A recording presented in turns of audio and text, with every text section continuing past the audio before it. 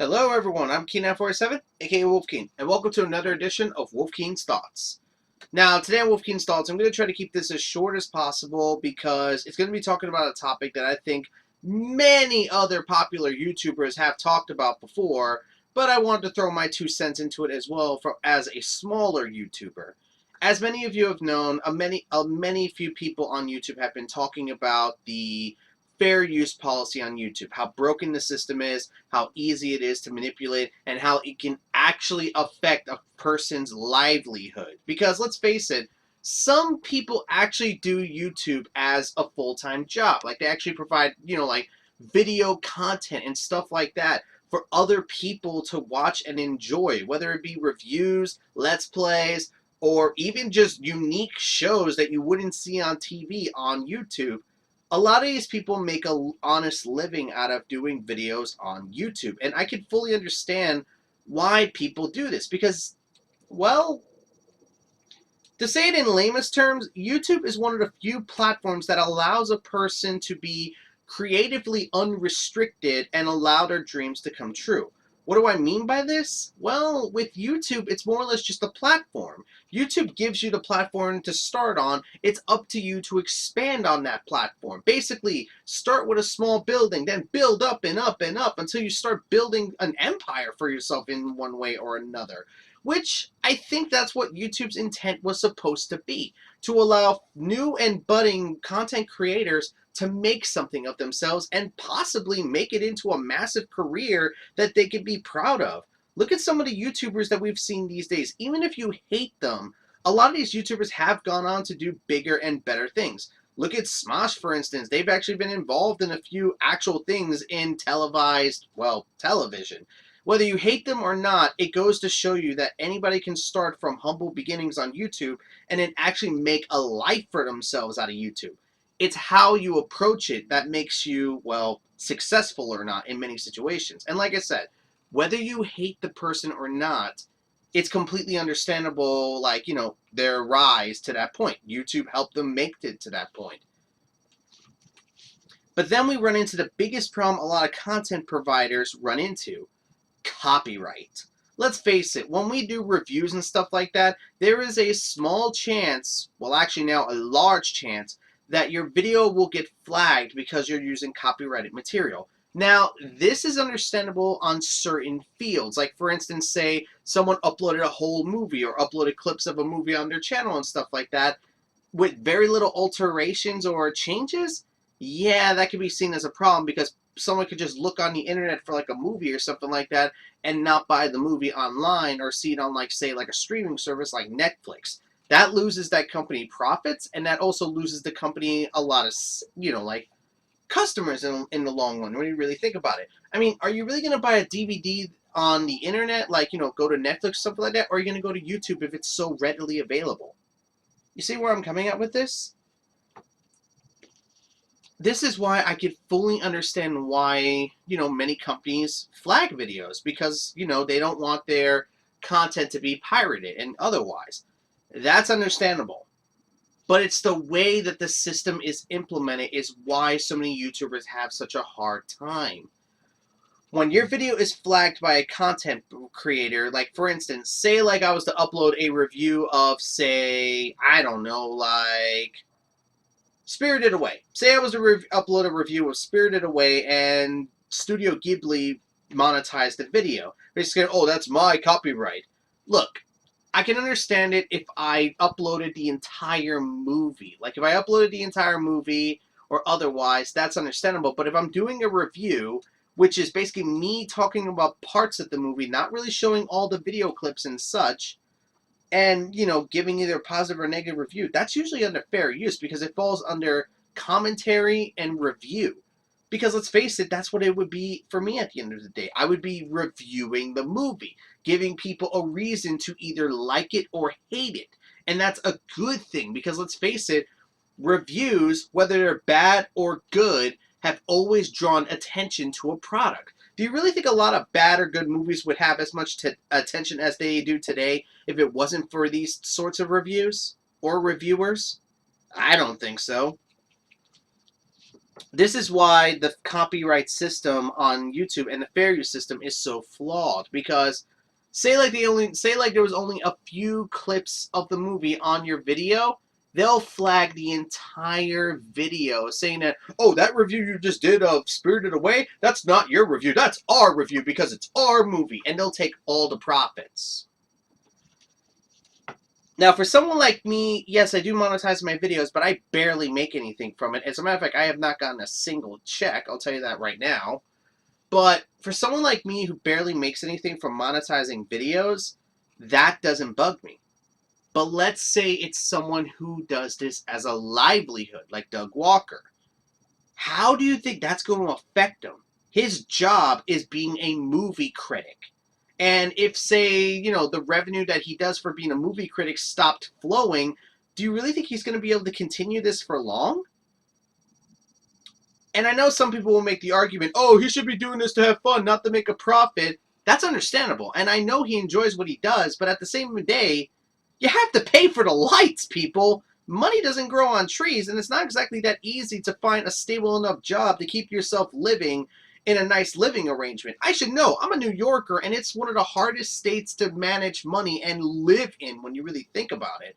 So imagine someone like Doug who has to do this on a daily basis, owning his own studio to do these reviews and otherwise. If he's not making money from them, he can't pay his workers, he can't pay for his lights, he can't pay for the resources to do more reviews, he can't pay to go to like conventions, even though he probably gets invited to a lot of them.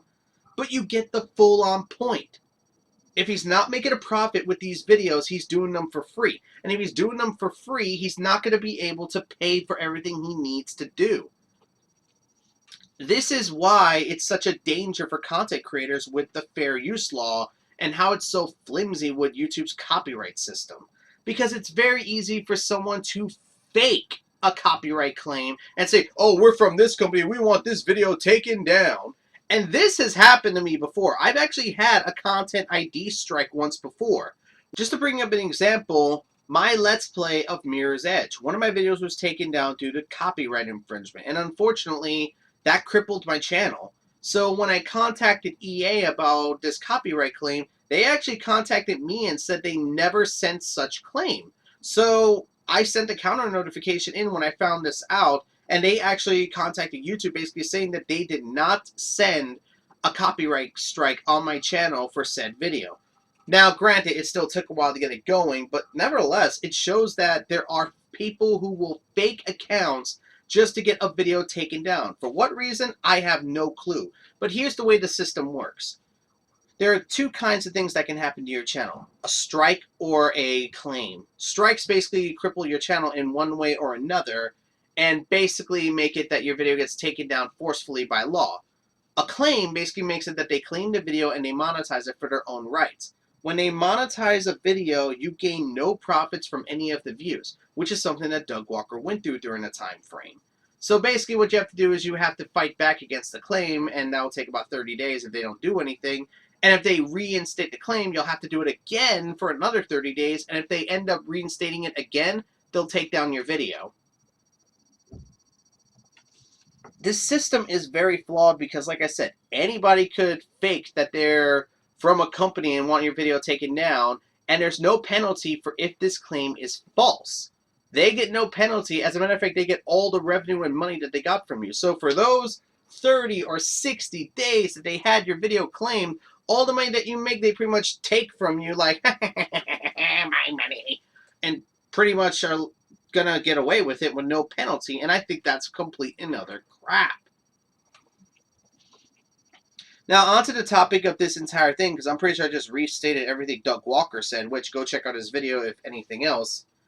My major problem with this system is that it's so easily to manipulate, and a lot of the time, like back in 2010, 2011, a lot of people were too afraid to fight back. They were afraid that if we fought back against fair use, it could turn out badly. What I mean by badly is that say we did fight back against fair use and it actually turned in a way where fair use is broken to the point that it ruins content creators. However, currently, a lot of people are actually fighting against the fair use system because, let's face it, it's so easily manipulated. And I'm with these people. here's the thing I'm going to bring up real quick, because like I said, I am a small channel. Say you're a small channel, an up-and-coming YouTuber with fresh ideas and something you want to do.